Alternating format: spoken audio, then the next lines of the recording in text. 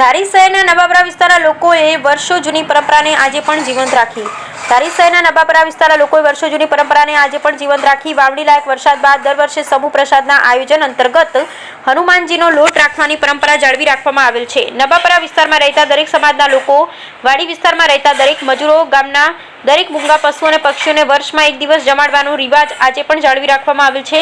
ત્યારે તારીખ 18/7/2026ના રોજ નવાપરાની પટેલવાડી ખાતે રાખવામાં આવેલ સમૂહ પ્રસાદમાં આ વર્ષે એક જ દાતાના સહયોગથી સમસ્ત ગ્રામજનો હર્ષોલ્લાસ સાથે પ્રસાદ લેવા માટે આવી પહોંચ્યા હતા. દરેક જીવ માત્રને ભોજન પીરસવામાં આવી રહેલ છે. આ માટે પટેલવાડી ખાતે નવાપરાના આગેવાનો, વયોવૃદ્ધ, વડીલો, નવયુવાનો, બાળકો અને મહિલાઓએ હાજરી આપી હતી. જય શ્રી રામ.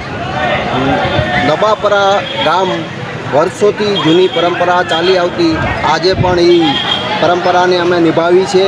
હનુમાનજીનો દર વર્ષે વાવણી થયા પછી પ્રસાદ બનાવીએ છીએ. એ રીતે આ વર્ષે પણ બનાવેલ છે. પણ આ વર્ષના દાતા અતુલભાઈ મનસુખભાઈ નસીદ અને સગનભાઈ નસીદ તરફથી ટોટલી ખર્ચ આપેલ છે.